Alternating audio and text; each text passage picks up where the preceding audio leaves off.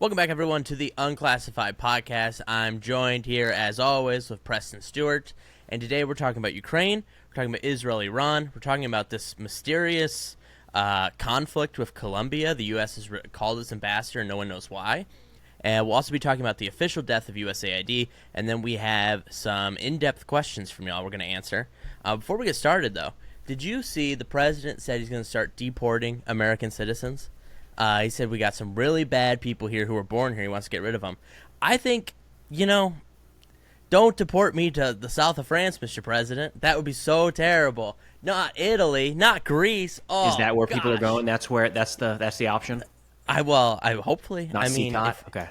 I think if you're sending out native-born Americans, we should at least get a good deal out of it. South of France, Italy, Greece. London? No, not the Caliphate of London. Oh, no. Come on. So I don't know. This 4th of July, as we're recording on July 4th, that is the I'm 4th of July. proud to true, be an yeah. American. Yeah, I want to be here. Yes. This is where I want to be. Yes. Not pre-recorded on the totally 3rd. forgot. Not, yeah. This is July 4th live. It is. Are you, do you have any favorite 4th of July memories? We used to do in the neighborhood I grew up in. I grew up in Champaign, Illinois, so a town in central Illinois, and we lived on there was it wasn't cul-de-sac, but there was like a loop of houses and bunch of kids, and my parents would put together with the neighborhood like a little parade.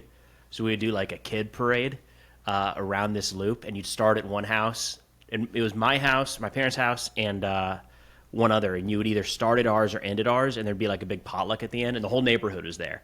So that was always fun. That's awesome. Yeah, that is awesome. No, I love the 4th of July. I don't know. I don't really care for fireworks. I think it's, I think you see them once and you're done. But I like the rest of it, I like, it's good. It's a bad day to be a hot dog near me, all right? Yeah. Bad day to be a hot dog. Wait, is today the hot dog eating contest? I think it is, Is that yeah. the 4th? That's cool. I think I've it might be never happening now. watched that. Yeah. I always wanted to watch it, never watched it.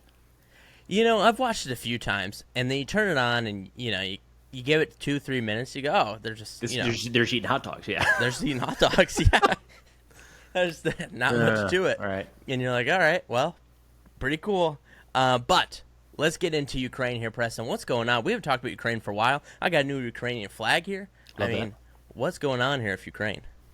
Yeah, it's been interesting. So Russia is still pushing on the ground in a couple of areas. They appear to have been largely stopped or slowed down in Sumy in the northeast, and they're continuing their push in the southeast portion of the country towards Pokrovsk. So they're continuing their summer offensive in a lot of ways. They are taking territory at a relatively slow pace and at a pretty significant cost. But the big story in recent weeks has been the drone and missile strikes. June saw the 5 heaviest waves of strikes carried out since the war began. There's one of these, you're always looking for in news, like how do you explain this to be different from the last thing? And I think something that has jaded us a little bit is we've heard now for 4 or 5 weeks the largest drone attack carried out so far in the war. And personally, I heard that like the second or third time and thought people are just saying this now, right, every time there's a big one. But no, if you put the data together, the largest of the war was June 29th. The 4 larger than that were also in June. The largest one now was yesterday or overnight. 550 drones and missiles launched by Russia into Ukraine. That launch occurred moments after President Trump and President Putin wrapped up a phone call, their 6th so far since Trump came into office.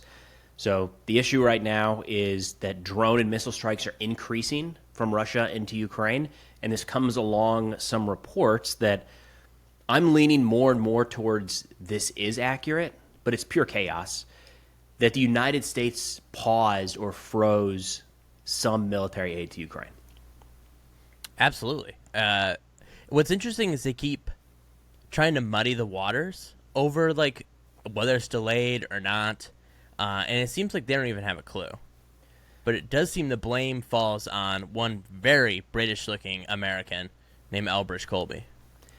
I want to back up there because I think I've been really trying to understand what's happening here because to your point, this Politico article came out a couple days ago saying the U.S. has frozen military aid shipments to Ukraine, as in some stuff is in Poland and we said, actually, we're going to need that for a possible future war with China.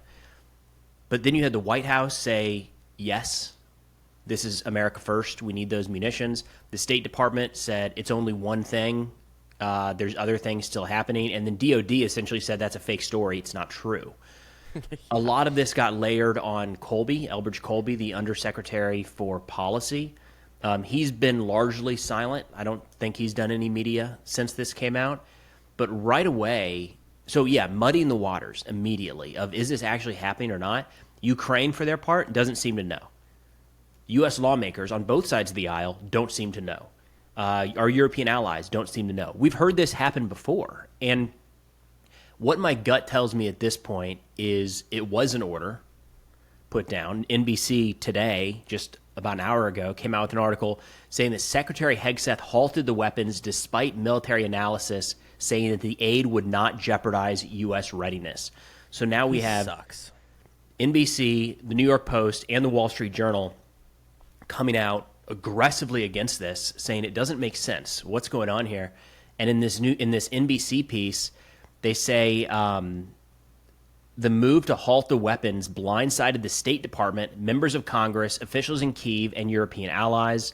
Adam Smith, a Democrat on the House Armed Service Committee, said his staff has seen the numbers, and without going into detail, there's no indication of a shortage that would justify suspending aid to Ukraine. They say the review began after Hegseth issued a memo ordering the Pentagon's joint staff to look at the stockpiles of munitions. The joint staff concluded that providing continued assistance to Ukraine would not drain U.S. supplies below a required threshold needed to ensure military readiness. So if you're wondering where the confusion comes in, this looks more and more like Secretary Hegseth said, stop it. And just like a unilateral decision. And everybody else is kind of playing catch up right now. What is this guy's deal? This is the second time he has frozen. This is the third time. I think this is the third time. Yeah, third time. And what is his deal? It just seems like he's out here doing whatever he wants. He's tremendously unqualified for the job. I think I'm going to go on a limb here. I think your daughter would be better at the job at DOD than Pete Hegseth is. I mean, she's a good singer. Yeah, he's not, so that would work. And so what is he doing? Why are we freezing these weapons? This is interesting, and there's too many other things going on that this is going to end up getting lost in the sauce. But there's a lot happening here that's I think we should do our best to understand because yes, please. The U.S. has not put forward any plans to provide additional military aid to Ukraine. So, it's definitely decreasing and probably not going to get back to old levels anytime soon. There's no indication that the current administration, the current Congress, is planning on moving on that anytime soon. So that's already in the car. We already know that that's coming. But this recent move to just shut down aid that's already been allocated, some of the stuff that was being sent over, we had some analysts run through, and it's things like interceptor missiles that the United States doesn't use anymore, 252 Gimler's rockets for the HIMARS that we say, we need those now. Those are produced at $14,000 a year. So, are we really that short right now to where, that's the difference maker? Other equipment that we are not currently using, AT-4 anti-tank rocket launchers, it's not even the most current version of what we use. So a lot of this is kind of confusing. And it doesn't seem like it doesn't appear that it's going to go from Poland into U.S. arsenals because we don't have some of that stuff in our arsenal. It's weird to me anymore. He doesn't have this authority to pause or give aid. The president does, and Congress does, but he doesn't, right? The military is not an independent branch.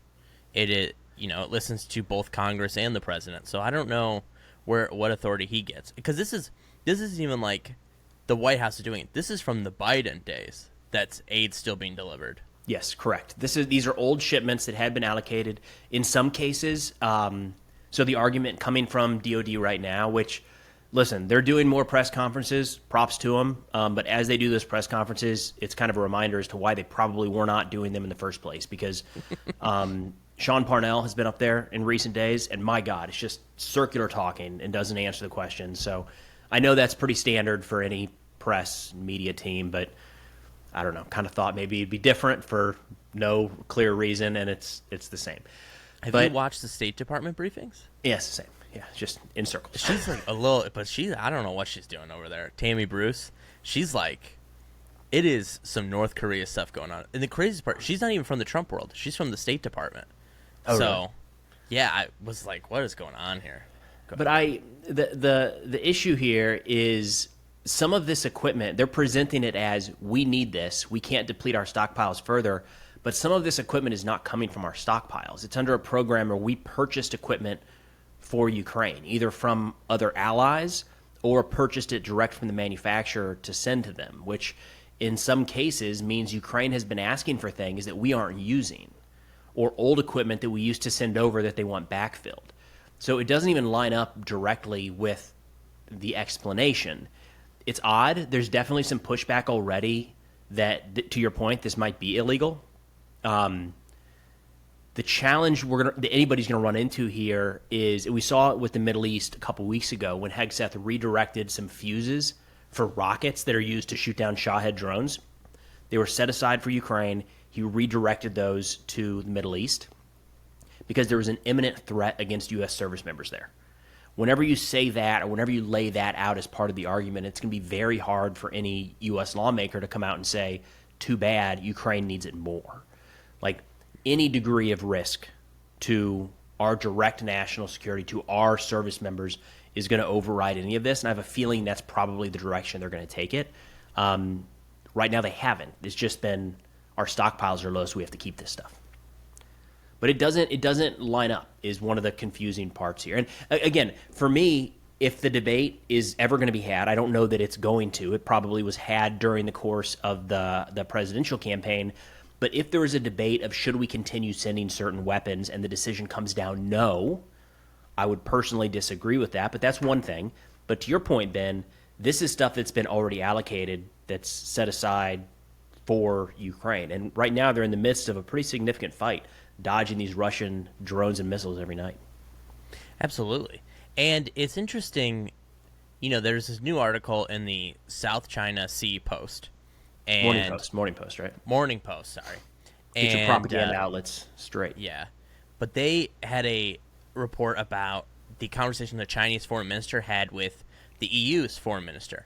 And basically, China had told the EU, look, we need this war between Russia and Ukraine, or the Russian invasion of Ukraine, to go on as long as possible. Because as soon as it's over, the United States, Europe, everyone's focused on us. And so, one way, the only way really to kind of avoid that is you have to end this war quickly for Ukraine. Ukraine needs to win. So the fact that we're drawing this out, making this as long as possible, is really ridiculous. And then to see Steve Witkoff say, we should lift all energy sanctions on Russia in order to try to get a peace treaty. What are they doing over there? I saw undercurrents of that. Was that confirmed today? I couldn't find the actual quote. It came through the Newswire. Okay. That is what he wants to do. And he also wants to lift sanctions on Nord Stream 2. Which, my understanding, wasn't it blown up? So, what good is that? Can't keep track of the Nord Stream stuff. Yeah. And it just seems absolutely absurd. It's like they don't know what they're doing. I know that seems crazy, but like the idea that Russia is not Iran. Maybe you can bring Iran to the table by lifting sanctions, but you can't bring Russia to the table by lifting sanctions. They've tried everything. We've tried the stick. We've tried the carrot. The only solution left is to just beat their ass into submission. I don't know what we're waiting for, and I don't know how the president has so much patience. Well, there's a sanctions bill in Congress right now that isn't, for some reason, like Senator Graham continues to talk up how it has 82 co-sponsors. It's like, 82? Let's get this thing moving. Wait, that's like all the Senate. What are we doing here? Minus, what, 13? Yeah. That is one of these pieces of government that is just so confusing to me. Like, then go. I don't know, like, what are we doing? Like, why? And every week he'll go on the Sunday shows and say, like, I tell you what, we're ready to move on this thing. And it's like, so let's do it. Like, I don't know, waiting make for the Trump's president approval. veto it or something. Or is that, are they don't want the president to look bad by having to do, I don't know. But like, I'm not even convinced more sanctions are going to do the trick. But it seems like maybe we should try that. If we have more tools, more levers, let's give those a shot. In his first term, he threatened to veto Russian sanctions, but the Senate and the House, they passed them anyways. I believe it was the Republican House and Senate. I believe it was in the first part of his presidency, 2017, 2018. They passed these sanctions, and they sent it to his desk to apply. And they kind of called his bluff, and he signed it anyways. So I don't know why they don't try that again. I want to kind of big picture on this for a second. Big picture. Ukraine is not going to lose the war because the United States backs out. They're going to continue to fight. It's probably going to come at a higher cost for them to maintain their sovereignty, but they are not close to losing the war right now, and Russia is not close to winning the war right now. There's still a lot of fighting left to be had, and Ukraine has a lot of ability to continue to deter Russian aggression.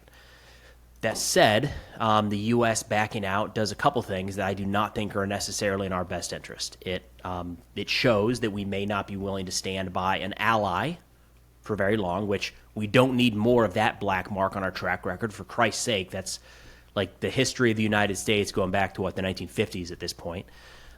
We stood by South Korea, no doubt, but since then, it's been like Vietnam. one tough spot after another. Don't like that. It arguably emboldens Russia.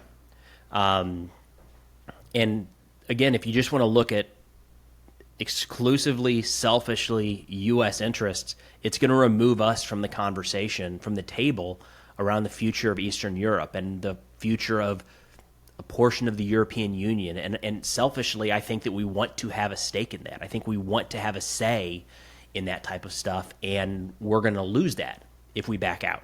And I think we are on the verge of stepping away.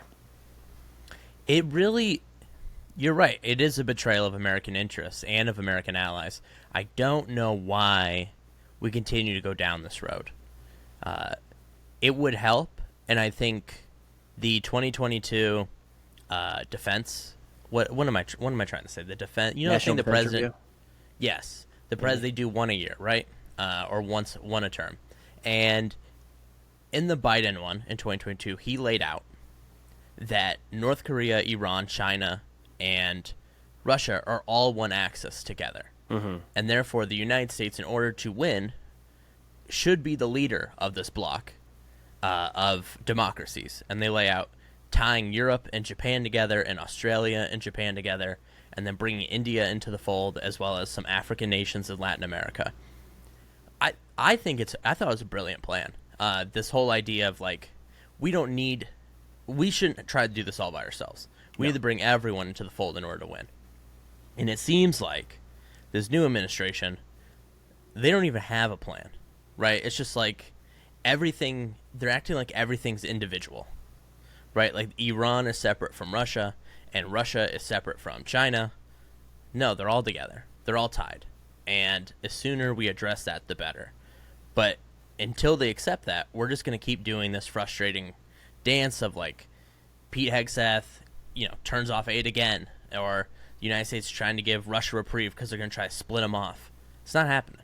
Until Putin dies, Russia will never, ever, ever, ever, ever be an ally of the United States. And until then, they should only get our explosions. Our explosions. I think this is the second administration in a row that I don't think has had a clear desired end state for this conflict. I think they're moving in different directions. Under Biden, my impression was, you remember the term for as long as it takes, right? They kept throwing that out there. Like, for what? Like defending? Is it retaking territory? Is it the surrender of Russia? Is it a regime change of, like, what? We never really knew what the end state was there, and we never really equipped Ukraine to do anything other than stay in the fight. And I don't think anybody in the United States, I don't think anybody in Ukraine wants to sign up for a completely forever war. Like, let's move towards something. Let's try to accomplish an objective. So, and I was critical of that during the Biden administration. I said there was no clear, what are we moving towards? I think this is a similar argument right now under Trump, where there's no clear end state other than peace, which they continue to stress, and you're still seeing it in these DoD press conferences, is they hammer peace, peace, peace, peace, peace, bring about an end to the war. Their approach is in the other direction of stepping away, and that involves the reduction of U.S. military aid. But I don't know that either one of those at this point have necessarily gotten us closer to a just and lasting peace at the end of this war. I mean, my gut says that providing Ukraine with military equipment was better than not. I feel like that was the right move and continues to be the right move. But the overall objectives here, I think we've done a poor job in the United States of figuring that out and working towards it. It's kind of a bizarre approach because it's like, if Russia won't make peace, then we're not going to help Ukraine anymore. How does that make any sense? It'd be like George H.W. Bush saying, well, you know, unless Saddam leaves Kuwait, we're not going to make peace. What are you talking about? Or like, you know, just, you know, until the Nazis, if the Nazis are going to make peace with the Brits, then nothing we can do about that. It just doesn't really make sense to me. Kind of flies in the way. What's the point of having this giant military if we're not going to either help our allies, use it to coerce people? I mean, they are apparently showing a masterclass in Iran right now. They're going to bring. I was just going to say we've got a comparison right now, Ben, and it is that we help our allies directly with military force when needed. Yeah, right. So Trump now has proof that he uses the long arm of the U.S. military to do something, and the people come to the table for peace. He's got at least 20 more of these MOPs. Massive ordnance penetrators. The Kremlin's right there, dude. I mean, come on. What are we doing? It just feels like, I know nuclear war or whatever, but it just feels like we're wasting our time, and there's no strategy. Biden said as long as it takes because he was scared of nuclear escalation, and I guess there was a scare in the fall of 2022. But we're past that now. So let's go. Let's light the candle. Let's finish this up. It'd be an interesting war game to go back and kind of play out some different scenarios of actions the United States could have taken and our European allies that we did not.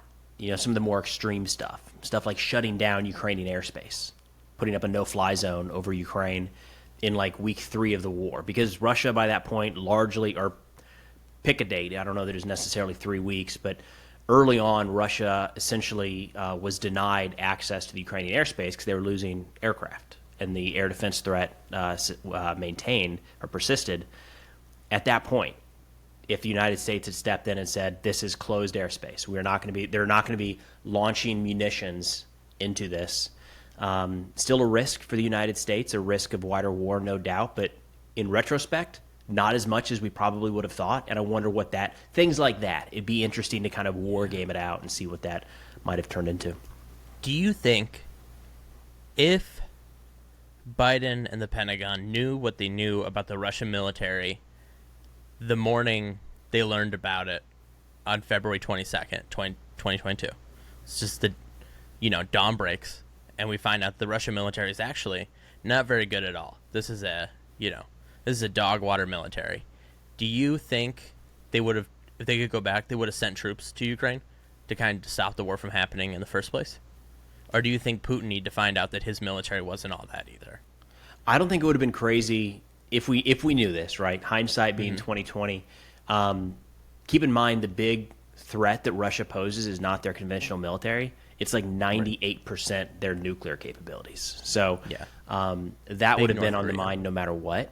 But seeing this now, what about putting a bumper force up against Belarus and a NATO bumper force in eastern Ukraine? I don't think Putin would have attacked then.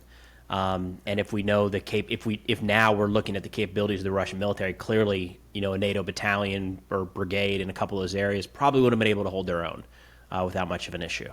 It would have been a deadly fight, no doubt, but that probably would have been enough to stop Putin. But again, hindsight 2020, Yeah, hindsight's 2020. But at this point, I mean, it's never too late to give it a go, right? Send them in. I feel like coalition of the willing. Yeah, I feel like I'm advocating for a world war this episode, and I that's definitely not my intention. But I guess my frustration is that Europe keeps talking themselves in circles, right? And I got to tell something to them, because I know they listen. I know the president, Mr. Trump, listens to this, because he quoted me right after this episode released. But listen, Poland, France, if you just go in, the rest of them are going to follow you. Like, they're not just going to go, oh, well, everyone just wants everyone to agree beforehand that they're all going to do it together. But what they don't seem to understand is that as soon as one of them goes, the rest of them go, right? There's no, like, all right, well, I guess France, we'll just have to let France hang it out there. No, the UK follows, Germany, Poland. They're just waiting for someone to step up and do it.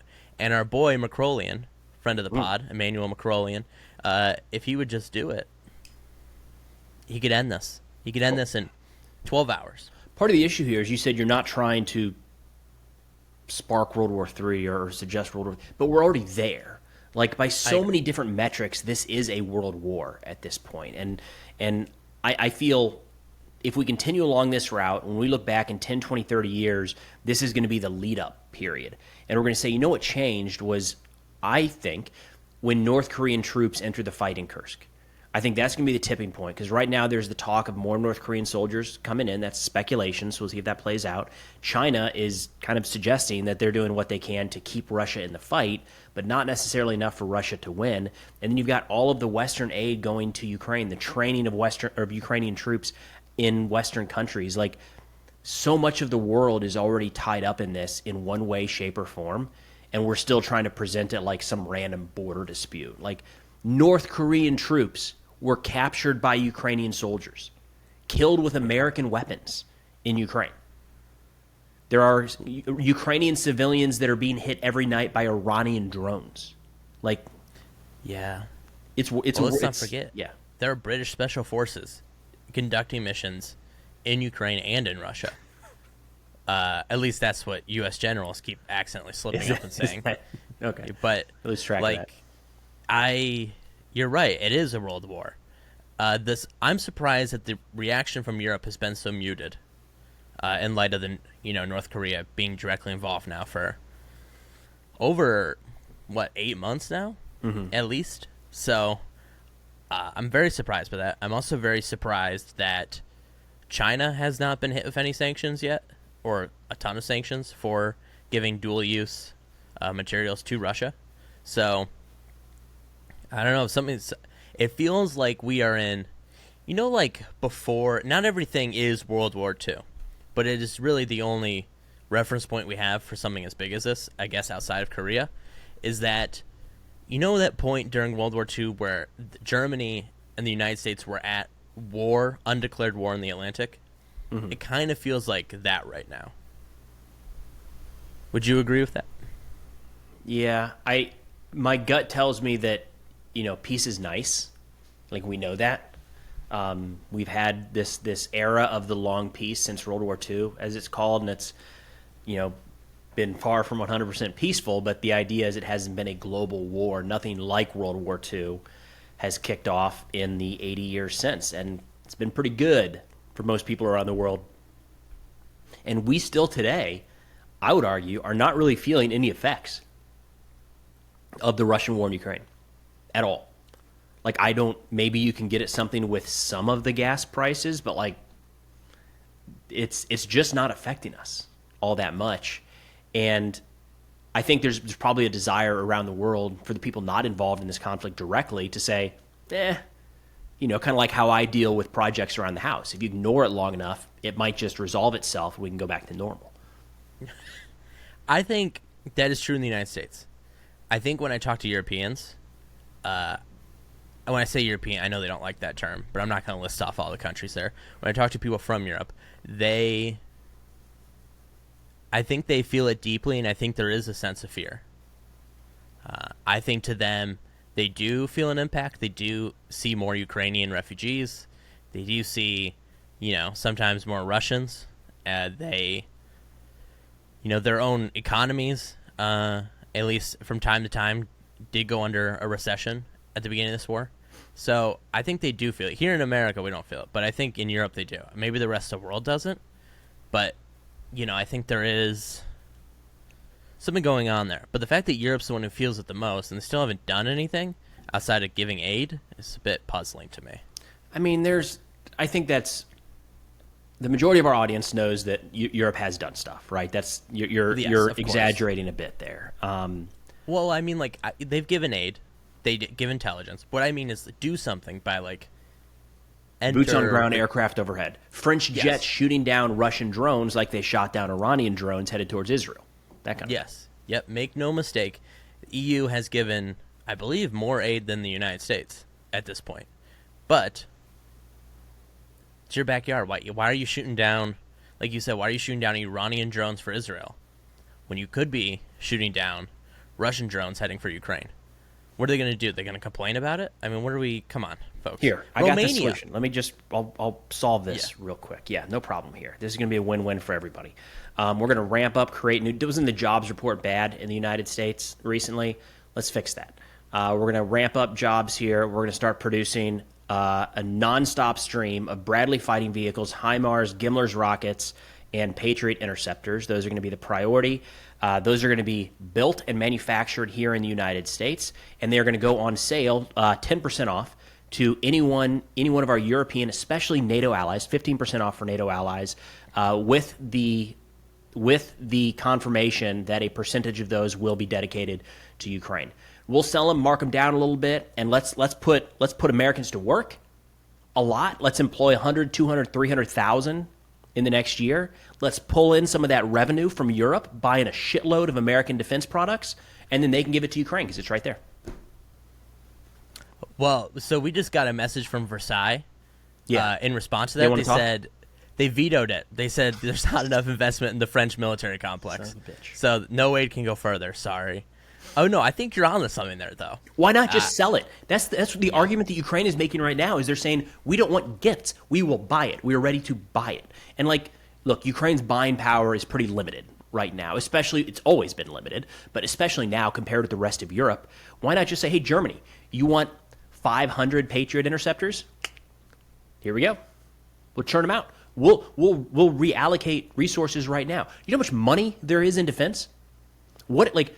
Those have got to be high margin jobs, high margin products, $100,000+ jobs for the engineers and some folks in the production facilities. Let's go. Screw making tennis shoes and T-shirts and screwing in parts on cell phones for minimum wage. Let's make more Patriots. Those are defensive weapons too, by the way. So you don't have to have a moral stance around it. It's protecting people. It's saving lives. Absolutely. I'm fully on board. Let's crowdsource it. Yeah. We're going to crowdsource Patriot missiles. My belief with the Patriot missiles, aren't they kind of hard to come by? There aren't that many systems as a whole. There's not that many systems. Well, there's a mix. There's not that many systems. There's also not that many interceptors. So at baseline, a general, I can't remember his name, put it well last week when he said, at baseline, he said, at baseline, there is a shortage of air defense interceptors around the world. We just need more. Full stop. It's fascinating that we finally got it to work after a lot of struggles in the beginning part of this century. And now we have it down because of the Ukrainian targeting, right? And just not a whole lot of interceptors going around. Is it true that the United States burned through half or most of its interceptor base during the 9 days of the Israeli-Iran war? A viewer asked this question. I've not seen that stat. His name is Cyan Productions. So, Israel has Patriots. They use those. Mm-hmm. They don't use American munitions. They've purchased them or we've given them to them at some point. But, I don't know. When we talk about the total base of munitions, my guess is we're talking about, inside the United States. So we'd have to look at the Al-Udeid strike. I do believe there was more than one interceptor fired per missile. But even then, 30, 40, say that many were used to be overly protective and make sure everything was hit. That doesn't make sense to be a significant percentage of U.S. stocks. Maybe in the Middle East at the time, but yeah. We've got things all over the world, man. Yeah, I'm in agreement. I think that's right. That we didn't run out. I think that's just false reporting from Hegseth and company. So, yeah, we need to do something. Do you think there's a reality where in 2 years from now we are in a different state of the world? The United States has either stepped up or fully pulled out of Europe, and now we're focused around China? Or do you think we're just going to continue wasting tomahawks in the Middle East, continue hanging out in Germany despite his administration's objections, and then eventually we're going to one day pivot to Asia? Do you think there's a reality where the pivot to Asia finally happens? Or do you think, what are the odds that I have a kid and he goes to college before we pivot to Asia? Was it yesterday? Secretary Rubio canceled a trip to Asia because of urgent matters in the Middle East. Like, what that's could it, be so man. urgent then? CENTCOM is forever. We can't kick it. I don't. Just historically, it's very hard for me to say we're actually going to do that. I fully agree. I think we are not serious about this. But speaking of CENTCOM, do we have any Israel-Iran updates?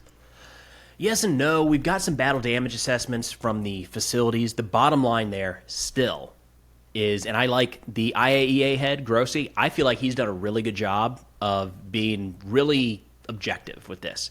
And he continues to say, we don't know. Like, we don't know. We don't know. We think that they probably moved their enriched uranium, but we don't know. We think those facilities underground were probably damaged. We don't know. Because the truth of the matter is, none of that has been made public. It does not look today like Iran has gone down into the facilities under Esfahan and, more importantly, under Fordo. Like, we have satellite imagery overhead, and it looks like they're starting to clear paths to get to the site. Maybe covered up some of the impact points, but there's no indication that they've been underground. So, like, Iran hasn't even been there yet. Now, there was a whole mix of reporting in recent days. Again, this was so frustrating that the initial assessment put out by our government was obliterated.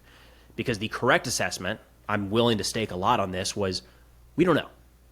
But we'll keep you updated as we hear more. The bombs hit on target. Our boys and girls in the aircraft did their job. Our troops in supporting roles did their job. They were excellent. Everybody's home safe. We don't know yet. It's going to take a little while to get confirmation. That appears to be the answer, because if they did have the answer already, somehow that has still remained classified to the point of even our lawmakers haven't seen it. Iran doesn't seem to really know. Israel doesn't seem to really know. We are starting to see some speculation that things may not have been as damaged as they were initially announced to have been, but a lot of that is coming from intercepted calls of Israeli officials. And we've also heard that Israel believes they're sending up false reports to try to keep their job, and they don't actually, like, there's been accounts of Iranian military officials calling up like things are okay and like the building's gone. So it's like, okay. So classic. So yeah, it's the bottom line is we still don't know. There were rumors that there were going to be talks next week between Iran and Witkoff. I haven't seen that formalized yet. And I just saw earlier today that the IAEA is considering pulling out their inspectors because they feel like they are at risk inside of Iran, which is not ideal for moving this forward. Did I see the Pentagon say they believe they delayed the program by 1 to 2 years? Yes, that was Sean Parnell, one of the spokespeople. That's not a whole lot, is it? That's less than the JCPOA. This is why the term obliterated is not a military term for how things are affected. And it's just vague, just randomly. It's a word that doesn't mean anything. So yeah, pressed on it. He said we think maybe it was pushed back a year to two, and then also said, but it was obliterated. But like that's the bigger issue here is there's been so much media attention on like what is the actual damage of these facilities, but the mission was not damage a couple Iranian nuclear facilities. The mission, as President Trump has said, as Prime Minister Netanyahu has said, is to make sure that Iran is not capable of producing a nuclear weapon. And there's more to it than just a facility. We can assume that let's assume that those underground facilities are gone. 100% gone. Nothing left, nothing salvageable. The Iranian nuclear program still exists. They have other facilities. We don't know what we don't know. There's probably something hidden somewhere based off the fact of how Iran has operated in recent years. We are pretty sure, based off of Iran, U.S., Israeli, and IAEA assessments, that Some of the at least some, if not all of the highly enriched uranium is probably somewhere else. And they still have the desire to enrich uranium and the know-how of how to get that weapons program restarted. So, like, again, if everything is completely destroyed, there is still work that needs to be done, not necessarily militarily. This is why it was so complicated at baseline, is a couple bombs were never going to resolve this. But we need to get to the negotiating table. Find some way. We have leverage over Iran right now, and stop bickering over what was destroyed and what wasn't. And let's actually move the ball forward on how to make sure that they don't pose a threat with a nuclear weapon in the future. How does obliterated compare to blown to pieces or blown to smithereens? Do we know? It's right between the two. That's a good question. Closer to smithereens, though. Oh, gotcha. Yeah. Okay. I mean, that's it's pretty... it's the same as the conversion between smiley faces and stars. Gotcha. Okay, so... Yeah, here, it's neither here nor there. So, interesting. Yeah, I wish they would either finish the job or figure this out. I don't see why they're going to have any new success in these talks, but I did see they're not going to stop enrichment, so... I don't know. I guess we'll see. And Megan corrected me recently. I've been making some short videos, and I was not as clear as I should have been in that I'm not advocating that we need to go back and do a larger military strike or more military operations. Maybe that's part of what's needed. But at baseline, there has to be some sort of negotiation here. We have to have inspectors on the ground. If any of that nuclear program exists, we need to have the IAEA there, an independent third party, or someone else if they don't trust the IAEA anymore. Like, there's so many other aspects to this that are not involved with... They're not something that we can just destroy with a bomb placed in the right place. See, I would advocate for more airstrikes. I think, you need to either choose the JCPOA or you have to take airstrikes if the United States firmly believes there should not be, Iran should not have a nuclear weapon. And it seems like we've chosen the middle ground between the two, which is not going to work. So, I don't know. I think the question at this point is, when do they get a nuclear weapon? I think it's sooner than people think. To be fair, I don't think Israel has stopped carrying out airstrikes. There has been a couple explosions a day in Tehran over the course of the last week, and the regime is saying nothing about it. Whatever happened to the ceasefire? I'm telling you, I think this is... So since the ceasefire went into place, there have been 2 to 3 attacks against Iraqi military bases and air defense sites in Iraq. It looks like the remnants of a Shahed 101 style drone was found there, which is just regularly used by Iranian-backed militias. Nobody has claimed responsibility for any of those. And, I mean, it's like every 12 hours, something goes boom in Tehran, and ambulances screech by, and then it's like I don't know, man. They're like relatively small explosions, but like you can see smoke in the background. It's not normal, I guess, is the thing I would say. And it makes me wonder if the two have gone back to this shadow war of, we're just going to keep killing the people we need to. We're just not going to make a big deal about it. Makes sense. It's interesting. I've heard that the blowing up of the Iraqi military bases and attacking the radar sites at Baghdad International and stuff is because Iran believes that Israel uses it as early warning. I don't know if that's true.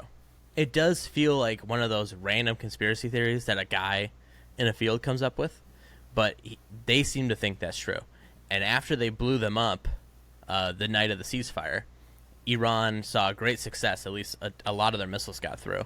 So could be. I wonder if that had anything to do with it. I don't know. But either way, it's not like, the ceasefire's there, I would say, more than it isn't. But I don't know if it's Mossad or who. Speaking of which, do you follow the Mossad Farsi page? I do not. I don't speak Farsi. It is, Do you speak Farsi? Twitter has this deal where you can, it'll translate the post for you, which is pretty cool. Oh, does it? Oh, thanks. I'm telling you. Yeah, you just click a button. What language? So I saw this video of these West Point grads in Central Park who could all speak Farsi. You went to West Point. What language did you pick to learn? Ruski. You can speak Russian. No, that is not what I said. I chose to take the Russian language when I was there. I can't speak a fucking lick of it. I barely passed. I'm pretty sure that I did not pass at least one of those semesters. I'm serious. So, well, all right. I'm going to get sidetracked. So I'm going to tell you the Farsi thing, and then I'll go back to my failing Russian at West Point. So the Mossad Farsi put out a note, says, "We expected it, but not to this extent. Hundreds of active IRGC soldiers and officers fed up with this regime are reaching out to us. We promise to contact you. Please be patient. P.S. Anyone who still hasn't received this month's salary will be prioritized for a response." Now, whether that's trolling or not, I love it. That's good. That is great paranoia. Okay, yeah, you have to, if you're not if you're an engineering major at West Point, you only have to take 1 year of language. If you're not an engineering major, you have to take 2. So I was international relations, so I had to take 2 years of a language. You choose it during basic training your first summer when you're there, and you're all amped up. You're in your camo. You just did a bunch of push-ups and ran a couple miles that morning. You feel like you can take on the world, so you sign up for things that maybe you shouldn't sign up for. My first choice was Arabic. So this was 2005 when I was making the choice. So kind of peak Iraq War. They didn't offer Farsi, actually. So they didn't offer Farsi or Pashto, Dari, anything out of Afghanistan. Arabic was the closest, yeah. And Arabic's not close to Pashto or Dari. It's just in terms of where the U.S. was fighting. So I signed up for Arabic, but we only had like one Arabic instructor, so those classes are relatively limited. And then I signed up for Russian because I thought I want to learn the language of our adversaries. I thought that would be good to do. That was a mistake because Russian is fucking hard. And just when the letters make a different sound than they do in our alphabet, that just throws me, and I have a real hard time with it. When it's the same sound, I can kind of like struggle through. But yeah, Russian was bad. I'm convinced that I probably failed at least one semester, but they did not fail me because we only had 2 Russian instructors. And if I failed, I would have to take summer school. And one of those instructors would have had to run summer school. Yeah. And they had other trips. Like the instructors over the summer, they would take cadets to Russia on like cultural immersion type trips and things like that. So I'm pretty sure I failed one semester. When the Russia-Ukraine war began, one of my coworkers said, "Well, if you're going to be covering this war, you should learn Cyrillic, or you're going to easily learn Cyrillic as time goes on." And I thought, oh, okay, yeah, maybe. Nah, I don't even know what the alphabet, the Ukrainian or the Russian one, looks like. It's just, they just drew lines of things that kind of look like ours. I don't know, so I'm in the same boat as you. But speaking of languages we don't understand, Spanish, Colombia here. So the United States, we don't have an ambassador to Colombia yet. I don't know if we haven't nominated one or if we haven't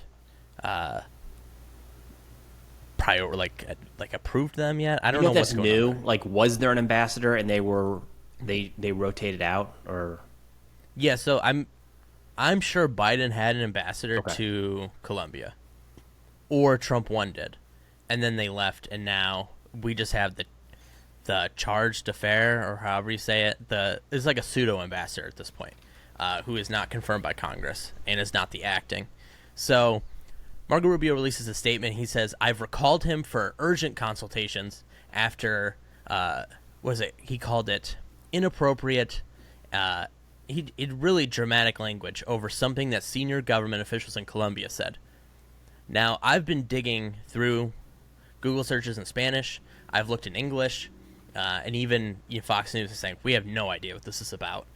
The closest thing I can find to us, anything having to do with this, is that the former Secretary of Foreign Affairs there, or Minister of Foreign Affairs, claims he met with Marco Rubio in January. Now, he's not employed by the government anymore. He's not with President Petro. He's not employed. He claims he met with Marco Rubio back in April about a coup to overthrow Petro. Now, Petro releases this long rant at 2 a.m. saying that Marco Rubio and the United States had nothing to do with this, and that they have no ties to this coup and this guy's lying. Well, after that, come the afternoon, Marco Rubio announces that, he's recalling our pseudo-ambassador for urgent consultations. I have no idea what this is about. The president, you know, he absolved the United States of consequences. So I don't know what this is, you know. It just seems like we have this big mystery floating around. No one really knows what it's about. It's weird. We know it didn't hit the news, but yeah. Yeah, it might have something to do with this coup thing going on here, but why would the United States recall their ambassador because a former official said something about a coup that the president says didn't happen? It also, Rubio's statement comes across as like, I want you all to know that I'm taking action. Yeah. But it's like, we didn't know there was action to be taken. What's the action about? Right, and they won't tell anyone. Yeah. So, yeah, you're right. Why would you make a statement about it if you're not going to tell us? It's a teaser, man. Know. Maybe there's going to be some, it's like a trailer for something big to come. I was looking this up. We have not actually had an ambassador since Trump won. Okay, so one of my guesses was right. Yeah. Well, you said a lot of things in there. But yeah, I think one of them was along those lines, right? I hypothesized, yeah. There was a 3-year, how do you say it, charge d'affaires? Maybe, is it? I think it's French. I don't know. We're here talking about how we don't speak other languages, and that did French. Duolingo French once. I might, think it's charge d'affaires. There you go. Yes. That's been the position since June of 2022. Gotcha. A couple different people. Okay, there. well. Yeah. Interesting. Well, so, yeah, he recalls them. We don't know what it's about. I guess we'll find out. Maybe tune in next week.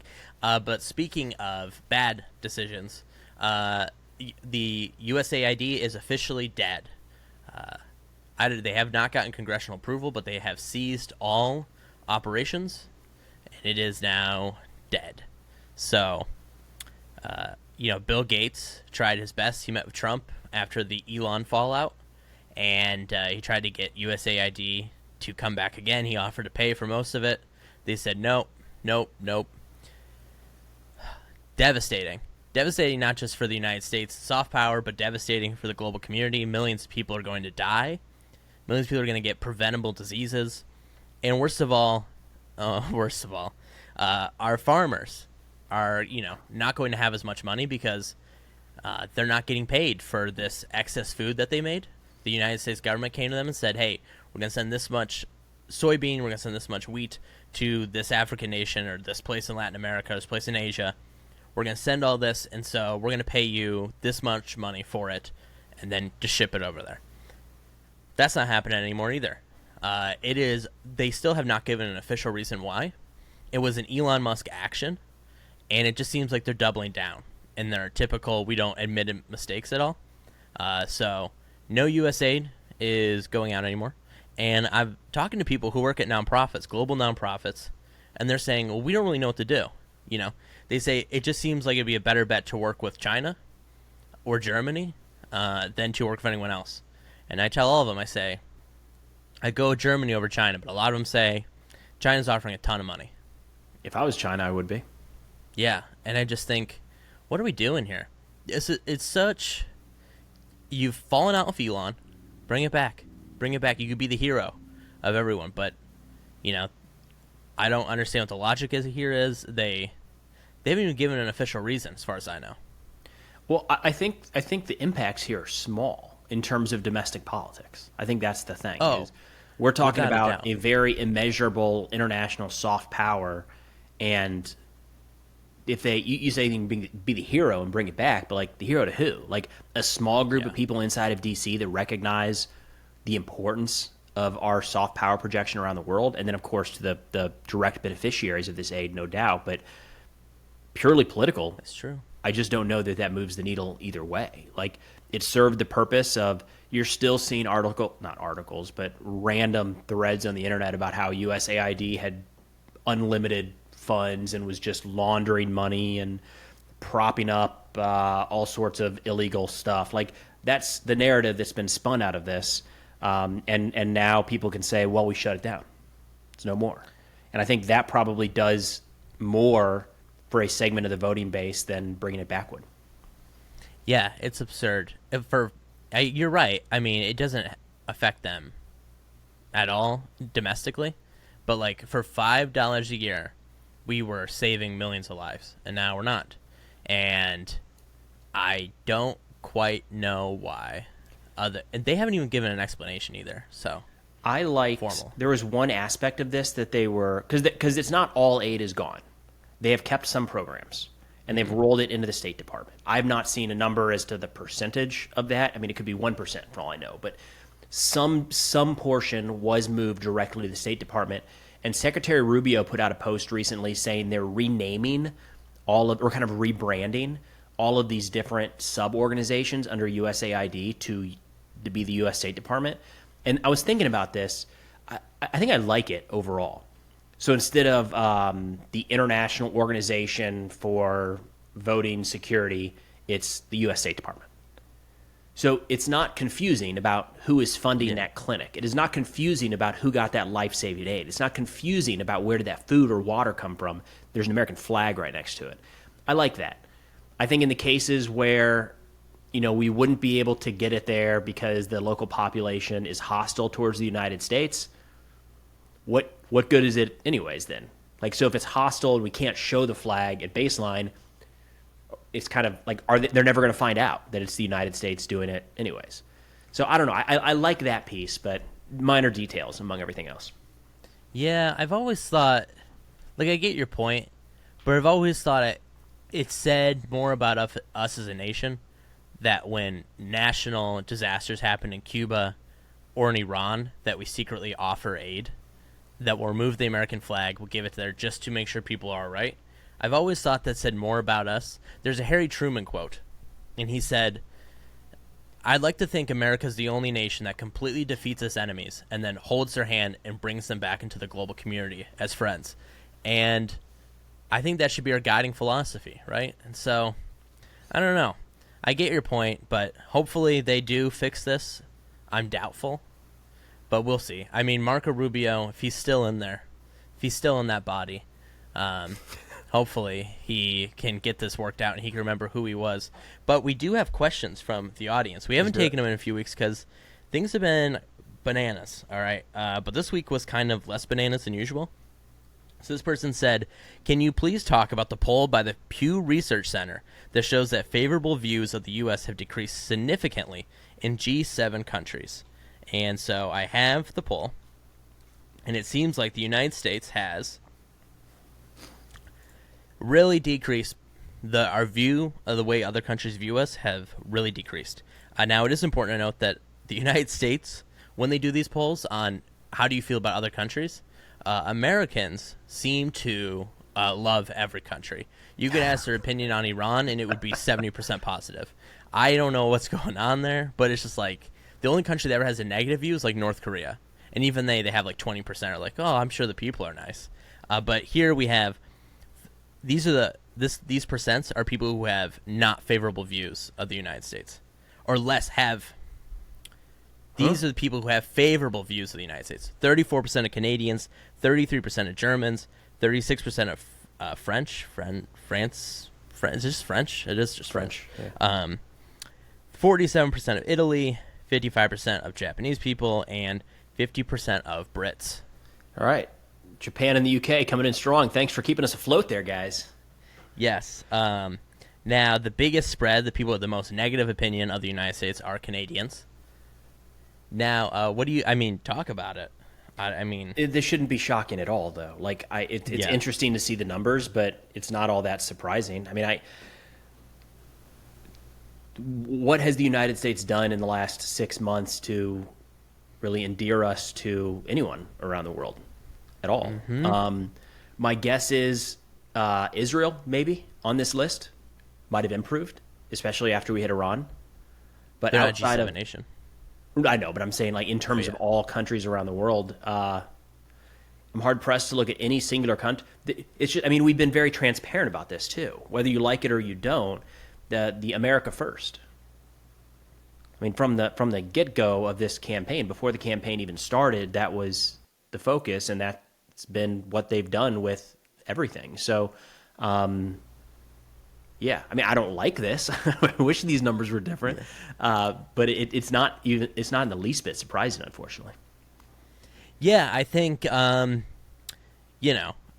Of course, they don't like us. We're being incredibly disruptive. I still like them. I still like them. I like the them. French and the Canadians. But when they say they don't like the United States, I'm pretty certain they're not talking about me. They could be. I don't think they're talking. I don't think they're out there. I don't think Canadians are like, we don't like Ben Wheeler and Preston Stewart. I think they're talking about that other guy, the big man. But the Canadians, of course, they don't like us. I do have the Canadian flag here, always repping the North. The flags are growing back there, yeah. We have a lot of flags back here. We might have to get rid of some. We have room for maybe 3 more. Okay. But look, of course they don't. We've been threatening to annex them. Germany doesn't like Trump for historic reasons, I'm sure. France already has issues with the United States as is. And, of course, Japan and the UK, ride or dies. Those are our boys. But, what can you do there? The other questions. So we already talked about, I feel like we already got into this, but it said, I'd like to know more about the state of Russia's military capabilities compared to when the war started, and what was your perception pre-invasion on the Russian military?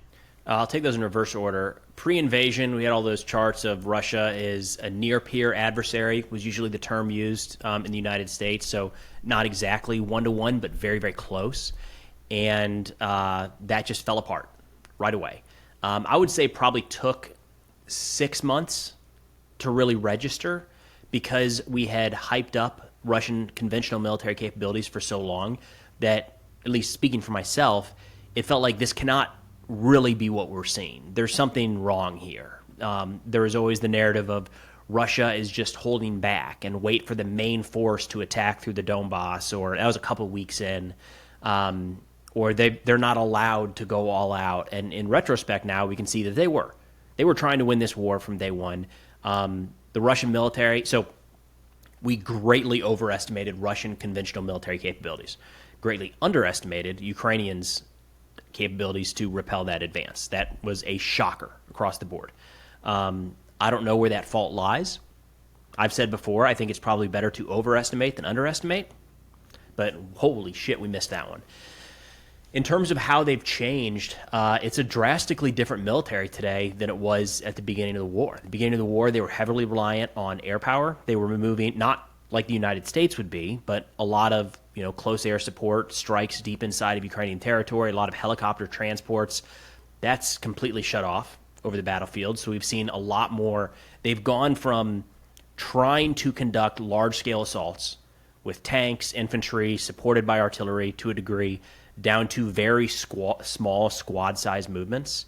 And then the drones have just taken over the battlefield. So Russia is still, they still lean pretty heavily on their roots in an artillery-based army, which is a difference. We are really kind of an air power-based military. You think about when we go in somewhere, what's the first thing we want to do is establish air superiority, and then we can take the fight from there. It's not really how Russia operates. It's always been focused on having a lot of artillery pieces. That's generally the same. Pound something into oblivion and then try to take the territory. A lot of that has kind of been swapped out with drones at times.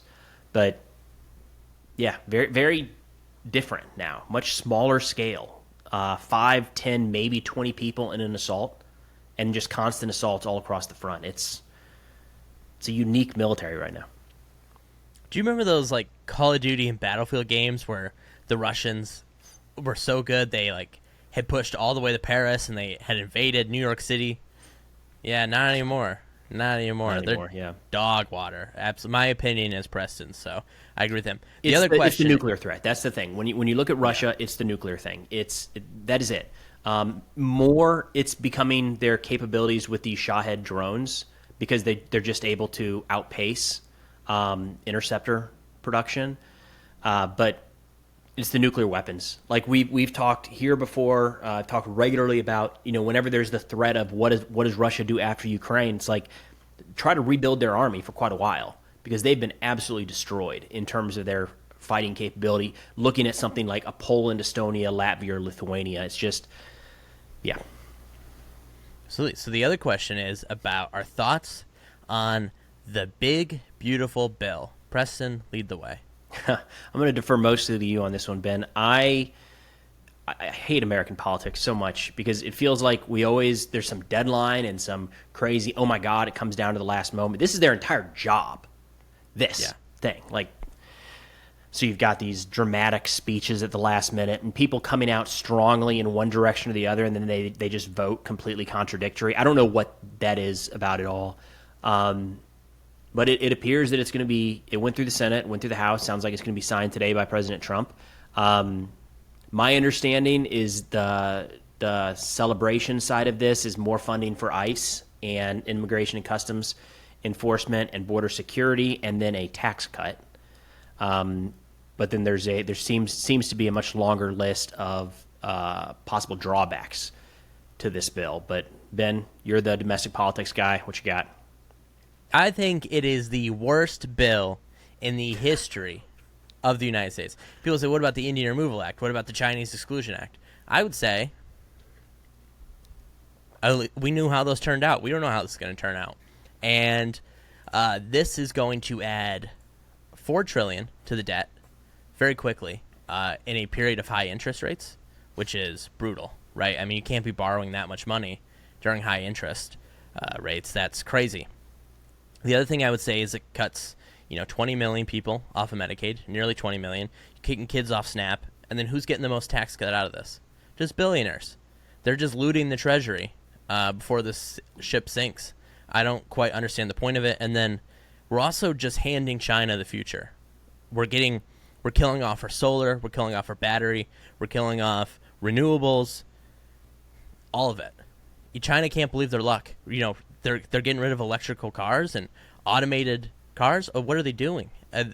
We are completely handing China the future by killing all the green energy initiatives, the clean energy initiatives. And the craziest part is that all this like solar power and wind, it's all in red states. Here in Illinois, here in New York City, we don't have any of that. There's just not a whole lot of it. And so you're going to create routine power outages because they're investing in coal again. And so to remove 5 to 10% of the U.S. power supply and to replace with coal, power outages are going to be a new thing, routine. They're also getting rid of the Pell Grant. So for those of you who don't know, Pell Grant is for people who are less fortunate. They can go to school, and the interest rate on it is much lower, and it helps pay for their entire schooling. It's good stuff. They're also getting rid of grad school loans. What are we doing? And the part that I find most troubling is they're giving ICE so much funding. ICE will now have a bigger budget than the Marine Corps and bigger than, I believe, every country in the world's military -9. What do they need that for? They're already wearing masks. I mean, everyone here has heard my opinion on ICE. But I just feel like they're grooming them to be some kind of federalized police force.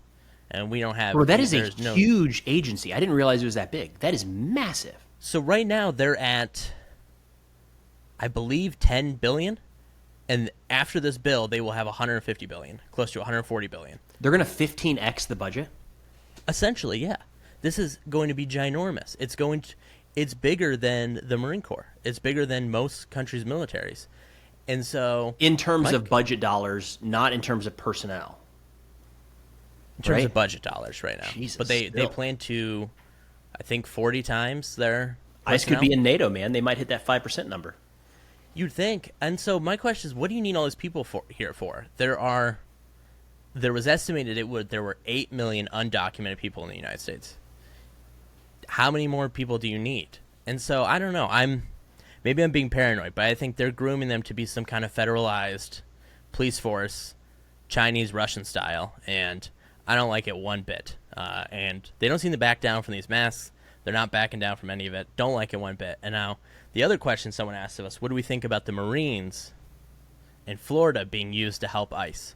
Now what happens, it's also happening in California. They're using the military to guard ICE, supposedly, and that they have no role in the raids. They're just there to guard federal personnel. I don't see the point of it. Why do you need the Marines there for? What does it add other than trying to imply intimidation? And we saw the Catholic Church kind of getting at it with Trump here over this, and that the Catholic Church is furious over this because they've started raiding Catholic churches. And they're saying you can't just do this, So I don't know. I'm not a fan of what's going on here. One bit. The ice in Florida, the press release from U.S. Northern Command said it was 200 Marines from Marine Wing Support Squadron 272, Marine Corps Air Station, New River, North Carolina. It might be aviation support because they say that this is their roles will focus on administrative and logistical tasks. They are prohibited from direct contacts with individuals in ICE custody or involvement of the custody chain. If they're coming from, there's a lot of jobs, a lot of titles inside of an aviation wing, or in, a support squadron like that. But it might be aviation related. Might be flying supplies to and from as well. But either way, I don't particularly like it just because I don't. We have to your point, we have a giant ICE budget now. Got a lot of law enforcement. Let's ramp up that hiring if need be. I'd rather our military be focused on warfighting.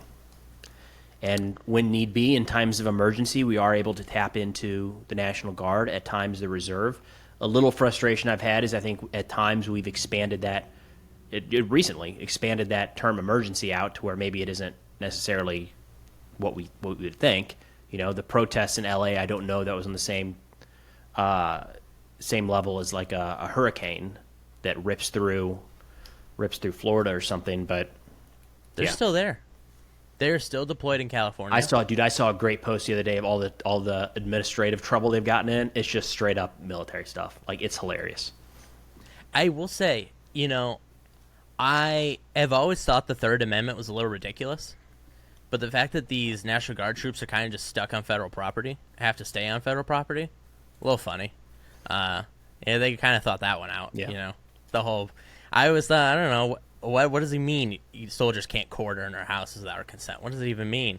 Now, it's like, oh, okay. I guess that's what it means. In California, you're right. In Florida, they're doing aviation, but in California, you know, we're seeing the clips of the National Guard and the Marines being used to escort ICE to facilities. I don't know why they're doing that. I don't know what the purpose of that is. They claim they're not assisting.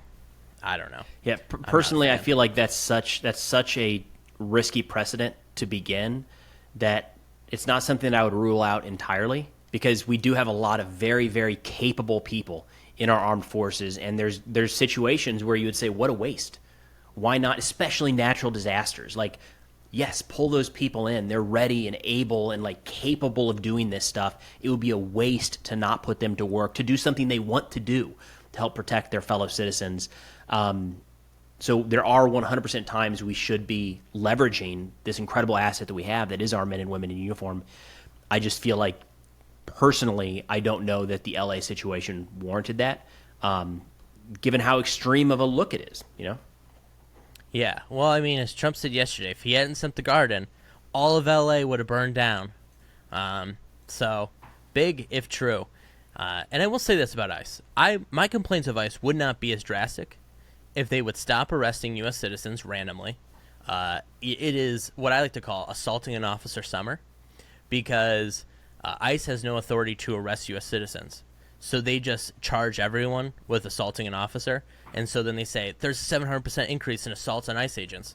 They charge Brad Lander, the comptroller of New York City, with assaulting an officer, and then they dismiss the charges and let him go free because it's ridiculous. They do it to everyone. My complaint would be, take off the masks and leave people alone. But that is not what they're doing. They're not going after illegals. They're just going after Persian grandmas who have been here for 60 years and U.S. citizens. So until that fixes, I will not stop talking about it. I can't stand it. In case you couldn't tell. Anyways, folks, that's this episode. Make sure to follow us on Instagram, Twitter. Give us a like, a comment on... Can you believe on YouTube we hit 5,000 subscribers? It's awesome. 5,000. Moving along. I was golfing yesterday, and this guy came up to me and he said, you look like a guy who has a YouTube channel with 5,000 subscribers. I said, which one? I got 2. And anyways, that's big for us, Preston. Remember to like, comment. Give us 5 stars on Spotify and Apple. We have lovely reviews. Over 225 on Spotify. And on Apple, you know, people have some opinions there, but, you know, for the most part, 4.7, so nothing you can complain about. And we love hearing from you guys. So thank you for watching, and we'll see you hopefully next Friday. Hopefully you don't hear from us earlier. It's like a bad omen, but bye, guys.